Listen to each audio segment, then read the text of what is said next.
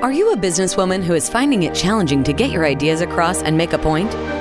Welcome to Speakers Who Get Results with Elizabeth Bachman, a podcast dedicated to helping women get the visibility they want, whether making a speech or talking in a meeting.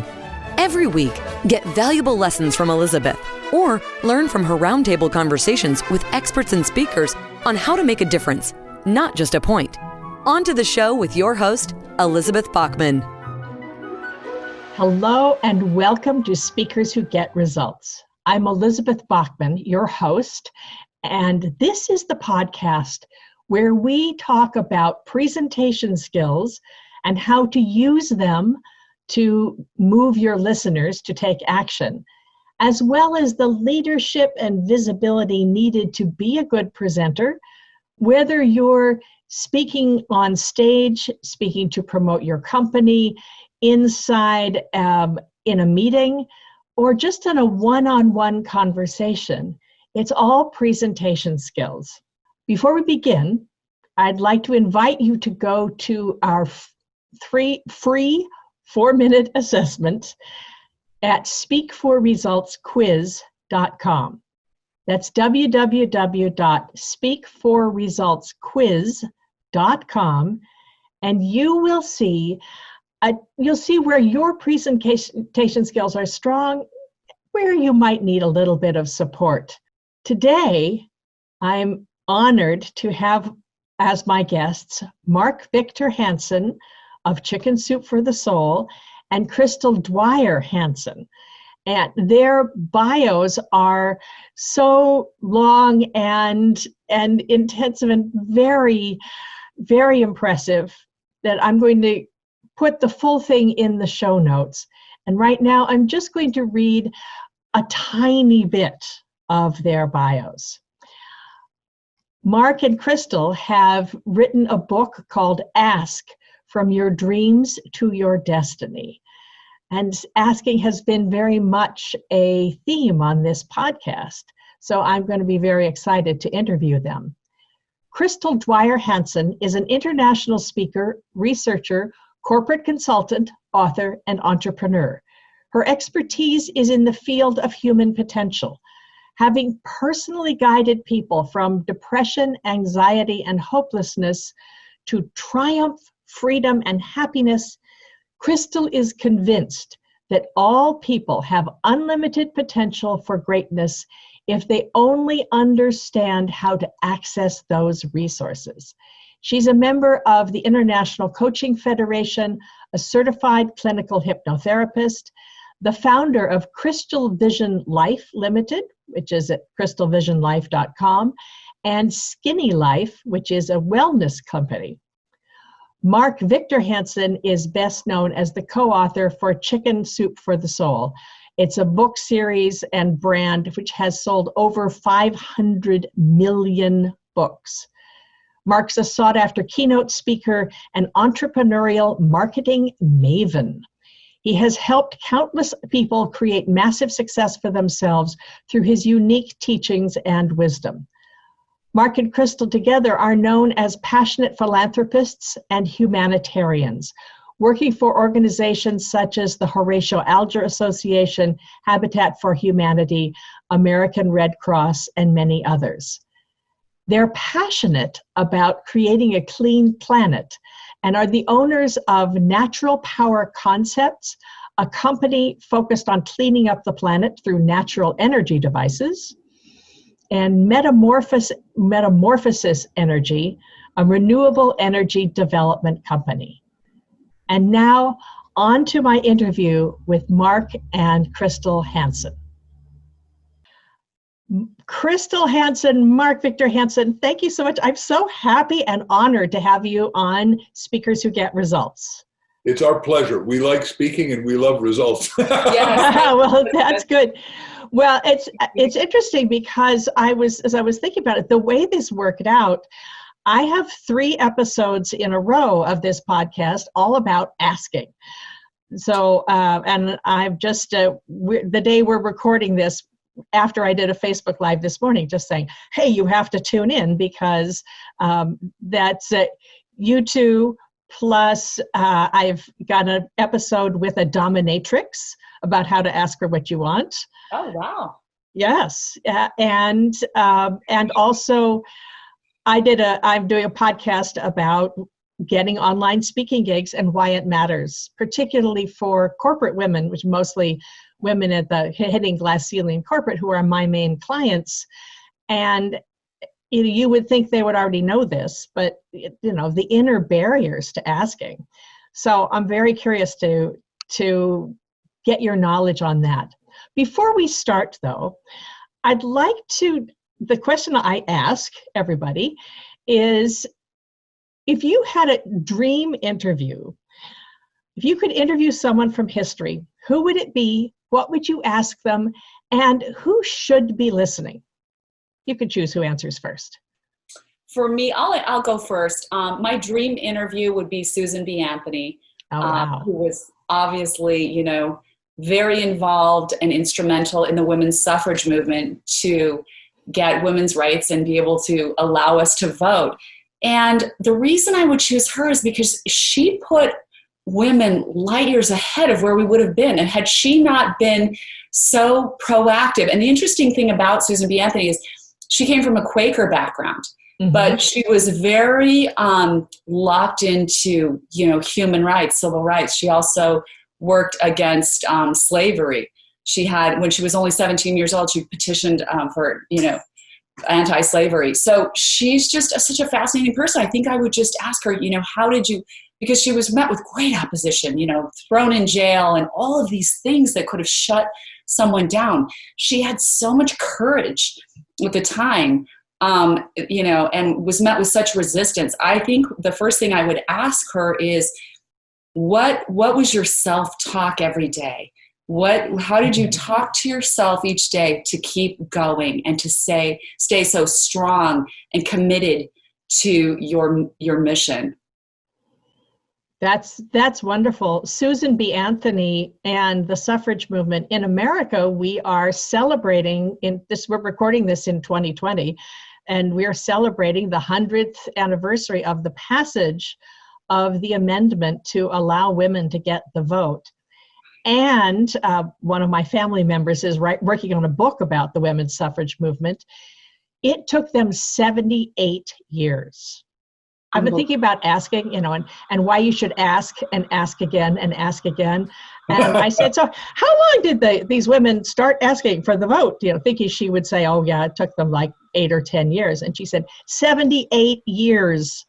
78 years. I mean, think about that kind of resilience. It's so amazing.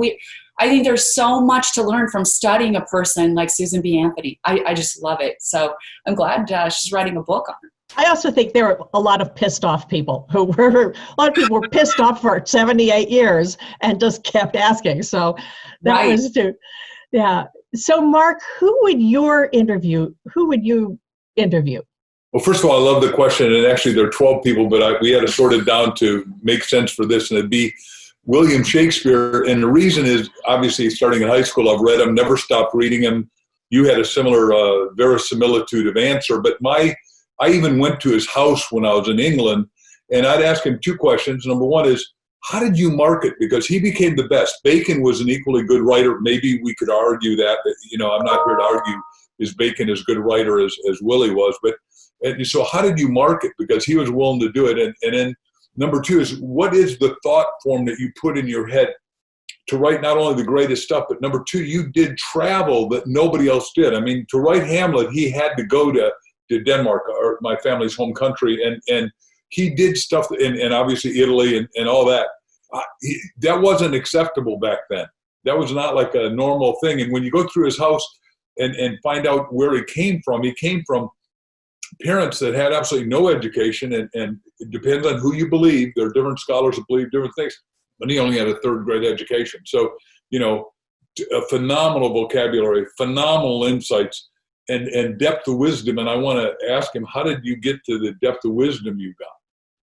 Yeah, it's interesting when you think of history being written by the victors. Why is it that Shakespeare is the one whose work survives? I think it must have something to do with the heart he put into it. It just, that's a wonderful answer. Yeah. Heart and soul, he really dealt with soul issues. Like all the world's a stage. And most, then I'm going to transliterate it for everyone listening. Most people don't know who the walk-ons are. Mm-hmm. And that's the problem of right now, is that most people don't know who walk-ons are and who could make decisions that'll be omni-beneficial, to use my teacher Bucky Fuller's term. To them. Omni-beneficial. All beneficial, right. That's wonderful. So when you've got people who are, we're talking about asking for what you want, and you two have written a book on it, which is wonderful. Tell me, what is it, why did you write this book? What inspired you to write this down? So, Mark and I are so blessed to meet so many amazing people all over the world, Elizabeth, and we really bond with the people we meet. We've traveled to so many different countries, and we just love people. But what we notice is those who are really achieving the success and happiness that they desire, and those who fall short, there seems to be one minor difference, and that is the ability to ask, because we find that all people have more natural talent an ability than they could use possibly in 4 lifetimes. But we look at this guy who could be, running a city, and he's not even making his rent. He's that smart. Or this woman that could be CEO of a company, and she can't even, afford food for her kids. And we're like, what is that thing? What is that one thing? If we could break it down to one tool. And we realized that asking is actually a cultivated art and science. And that throughout our lifetimes, it's been one of those things that has continued to take us forward to the next step. And we started to take a really deep dive into it and figured out that there are actually 3 channels through which to ask. And that is ask yourself, ask others, and ask God. And each one of those channels is equally important to learn and to master. I got to add just one thing, and that is, yesterday we were on with Jeffrey Hazlett, and he said, you got to have number 4, ask your wife. Yes. Well, ask your spouse. Let's be equitable about this. Yes. Take me through a little bit. For that matter, I have you on my podcast because I asked, and you said yes. I said, oh, good. They said yes. Hooray. Having followed you both for years. So very happy to do this. Thank you. What are can you take me through the 3 bits about the difference between asking yourself, asking others, and asking God or universe or whoever we want to call it? I have spent my entire life saying, let's take adversity and turn it into advantage. Let's look inside the adversity and find the phenomenal opportunities, sort of what we call about the silver lining in every cloud, right? And back in 1974, I'd been traveling around the world as a graduate student with the world's smartest guy, as far as I was concerned, Dr. R. Buckminster Fuller, who finished Einstein's unified field theory, had thousands of inventions, 40 books, and I was trying to be Bucky, Dr. Fuller.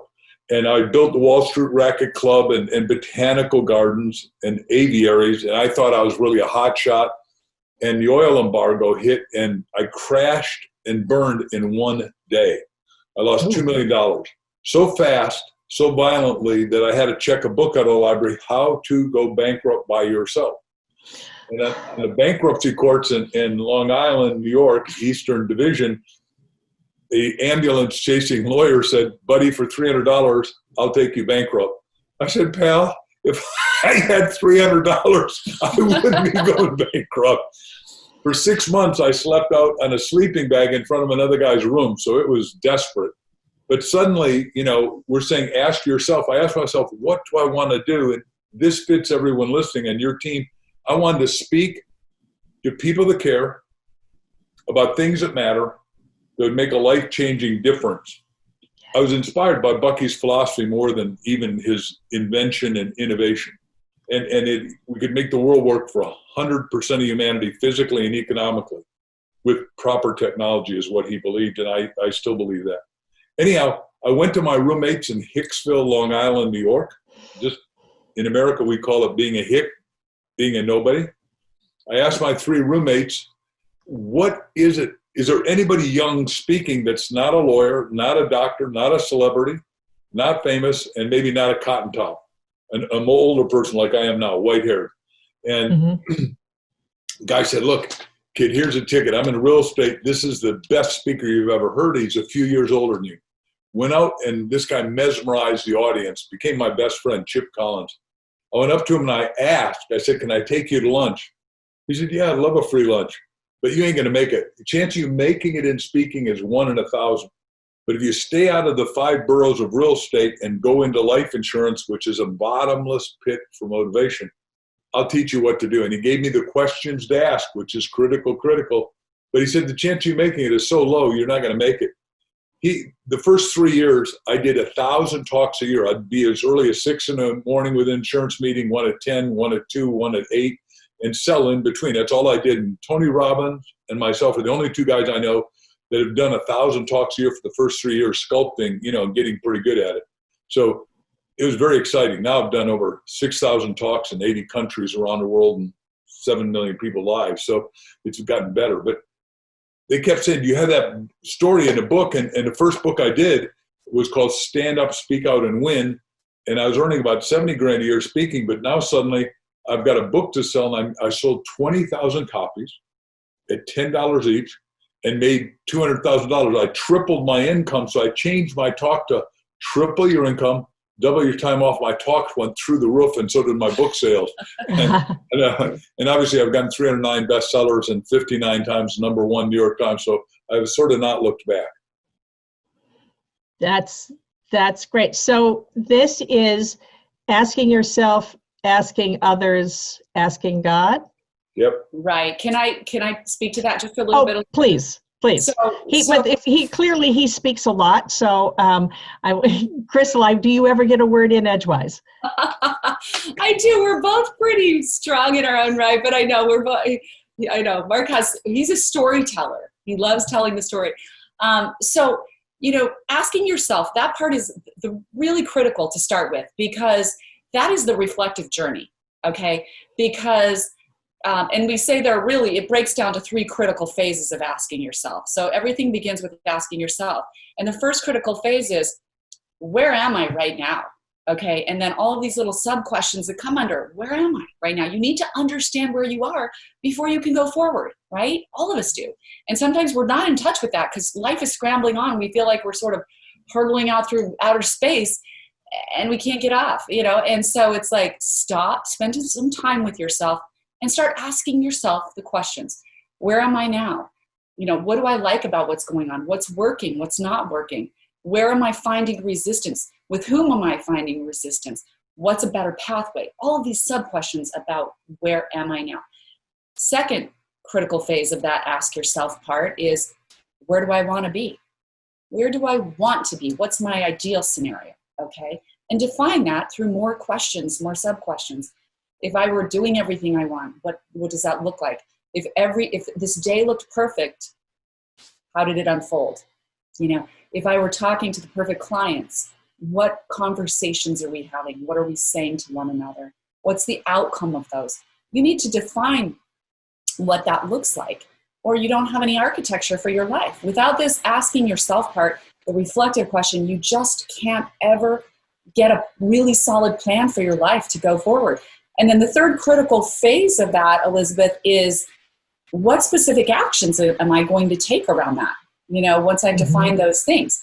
And that's important because the action steps are important. Who am I going to call? What do I need to look? Is there something else I need to study, find out? And then you put your plan into action. So we say you can't just sit on the couch and wrap yourself in a blanket and start asking for these. You need to put your asking journey into action. And we talk about that in the book. It's the section called Prepare to Be a Good Asker. And that starts with belief. You have to believe that you deserve your answers, and you have to believe that they're out there somewhere for you. And people say sometimes, well, how do I get belief? You literally just have to suspend your disbelief, because belief is kind of faith. It is faith. This walk of life is a faith. I have to have faith that everything's going to work out if I get in my car and drive to the grocery store, right? This entire life of ours requires faith that it's going to work out, that something good is going to happen, and we have to have that belief. The second part is the visualization, and that is really that second critical phase of, what do I want? What does it look like? If I imagine for a minute and visualize my perfect successful life and started there, and then said, who am I talking to? What am I doing? So that visualization is such an important part, and to sort of get rid of your left brain nagging, you can't do that voice, and you need to go into that imagination voice.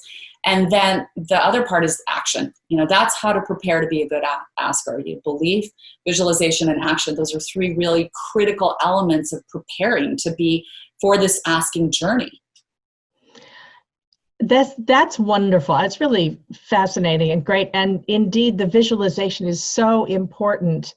I was thinking earlier today, but we're getting ready for this, about stage fright and all the things that I'm spending years helping people not talk themselves out of walking out in front of an audience, because mostly it means that when we're afraid, we're inside our own heads, and it's listening to the voices rather than making it about them, about your listeners. I'd like to ask you about perception, because one of the things that is a running theme in this podcast is, strategic speaking to get results. If you make it about them, if you make it about the people you're going to ask, you can also think about how are they going to perceive you, and take that into account so that you come across as someone worth listening to. That was kind of convoluted. I don't know if that made sense, but positioning yourself in a way so that when you're ready to go in and ask, they're ready to listen. Does that make sense? Totally. So the best way I could do it as a speaker is a multitude of answers. But the first one is, what do we perceive that they really want? And I do an in-depth, like you do, and I'm sure you teach, to not only the client, but then the client's CFO, chief financial officer, chief information officer, because I'm usually training in marketing and leadership, chief marketing officer. Mm-hmm. And you ask them, what is it that we could do to make, what is working, what's not working, right, and what is it we could do to make it 10% better? And if they're paying enough, we'd interview the top 100 people in their different divisions. Like one of the companies we're working with has 22,000 employees, and all the regular line employees can tell you what to do to make a company 10% better. But here's the problem. Nobody ever asks. That's and great. If you ask and you'll collate and put that information together, you can take almost ownership of the company. Now, the bigger level of perception is you go to the competitor and say, what are they doing right? What are they doing wrong? And what could they do 10% better? You bring back to the chairman or chairwoman. And if he or she are wise enough, and there aren't very many that have an ego that's open enough to listen, but if their ego is excellence going onward, upward, goodward, and Godward, redefined by me, then we can really serve them greatly with a bigger perception and expand their business no matter what, which is exactly the times we're in. We have to figure out how to reposition everybody, to reboot them, to reorganize them, to reinvent them, and reinvent every corporation, because so many people have lost their jobs. Well, and often I'm finding that when I'm working with people, it's how are they thinking, and how can you phrase it in a way that's going to make sense to them? If you're talking to someone who thinks in terms of numbers and bottom line, then phrase it in terms of what's the return on investment. And if you're talking to someone who really wants to know about your mission and your heart, you've got to make sure that you've got that in there so that you appear. And that would be two different groups that you'd speak to. How do we get past asking? I'm going to ask you to elaborate on this because you touched on this. The scary part is when we're asking for ourselves, or when the stakes are high, asking for money, I had to learn how to do this, to ask for money for my dream to fund my opera company when I hadn't even done it yet. So I had no results to show. I just had to talk about the dream, and I was terrified. And frankly, I was terrible when I started until a speaker trainer kind of fell into my lap and called me up and said, there's this thing called the art of public speaking, and there are actually techniques. And it's like, oh, you mean there are rules? I don't have to figure it all out? Anyway, but learning how to do that, how can we help ourselves with the difference between asking for something for the company and the asking for something for me? So there's a great story in the book by Preston Weeks that talks about beating out a big behemoth. And it discusses this very thing. And, a big behemoth, like a giant of a company. Anyhow, it was a group that went in to give a bid. And they were up against this big enterprise that was so much bigger than them. But what they did differently was, so often when we want something, when we're going to ask for something, we're in our sales mode. We're going to go in and we're going to sell them on what we have. And we start to go over all the wonderful things we are, all the wonderful things we have, what we want to give them, what we want to sell them. And we're so focused on that we're too focused on what we want.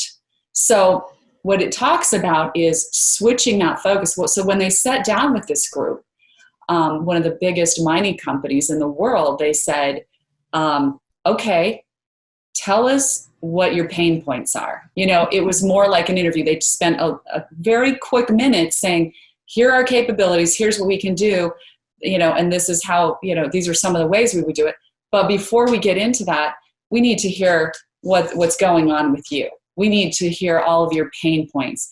And they started this discussion. Tell us, every difficulty you're having right now. What would it look like if those were resolved successfully? In a perfect world, which solutions would you guys prefer to focus on? All of these questions, because that creates a bond. You're getting to know the person with whom you're trying to do business.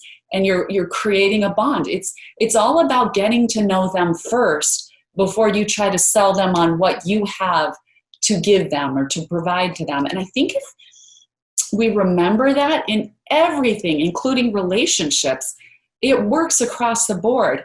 In fact, the studies the research we did on asking prove that out. This Harvard study, there are a bunch of studies that we looked at, but most people go into an asking situation thinking if they ask for something, they're either going to be perceived as being obnoxious or pushy, and so they're scared about that, or that if they're asking for advice or information, they're going to appear to be stupid, ignorant, and uninformed.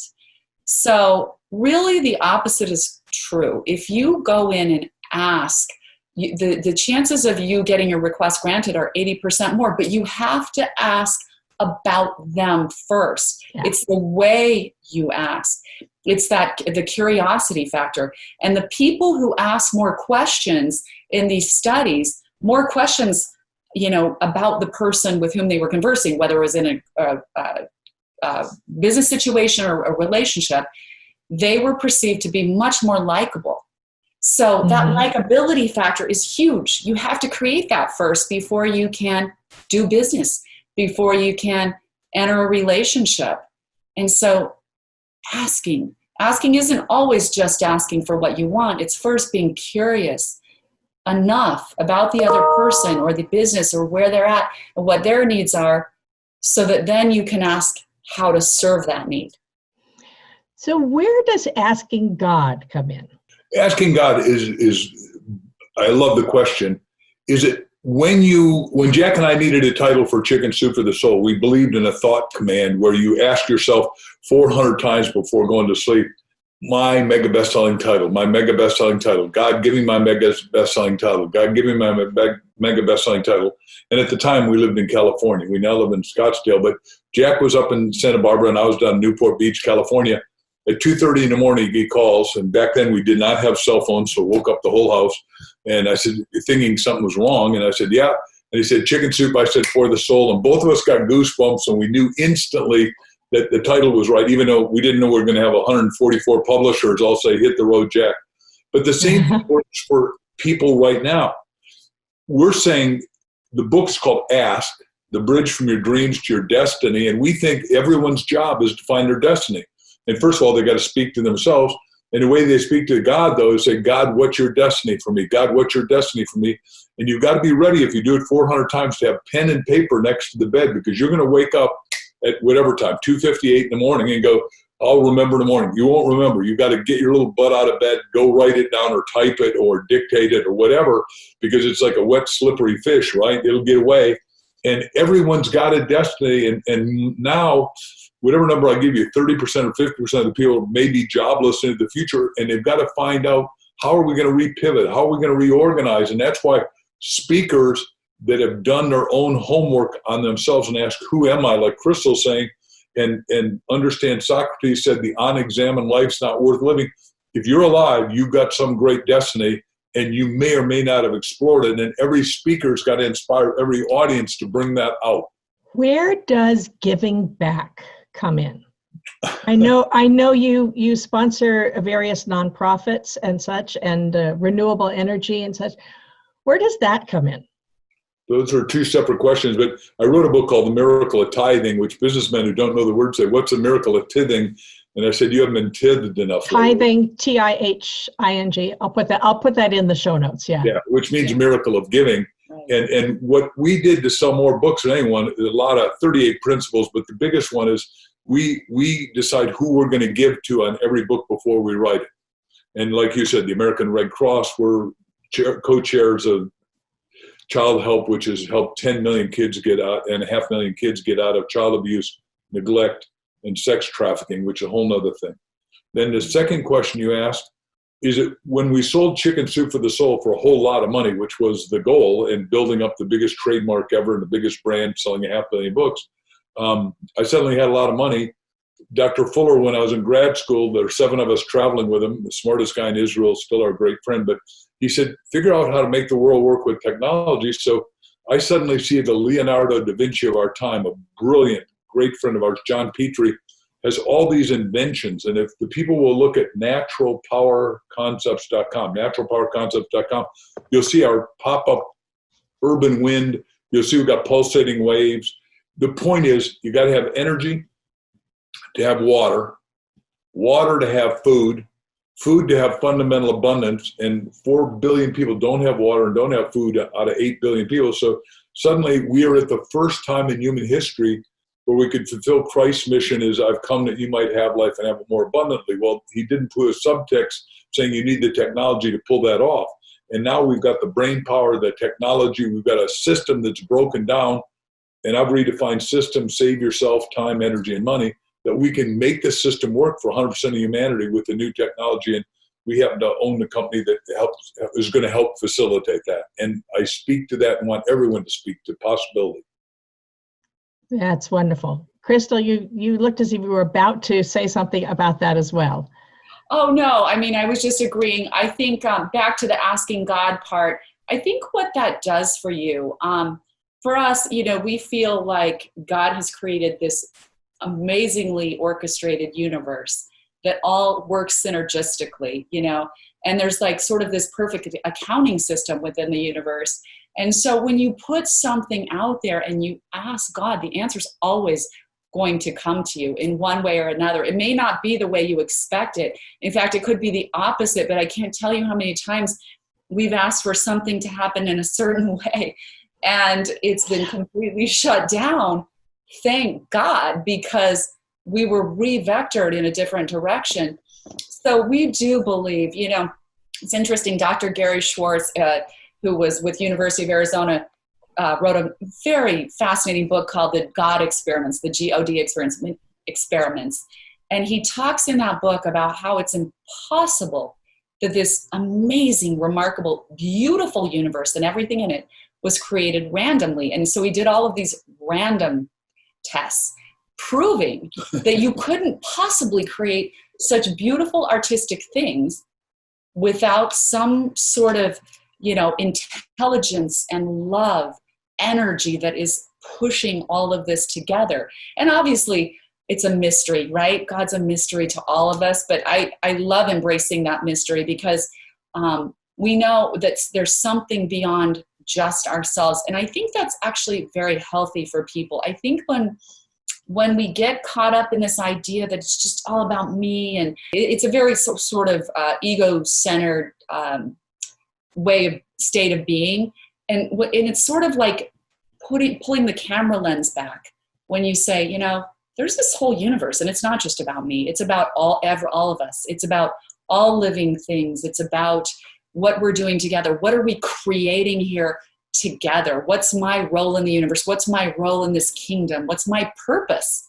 What's my purpose in the kingdom? And, what's the greatest expression for which you made me?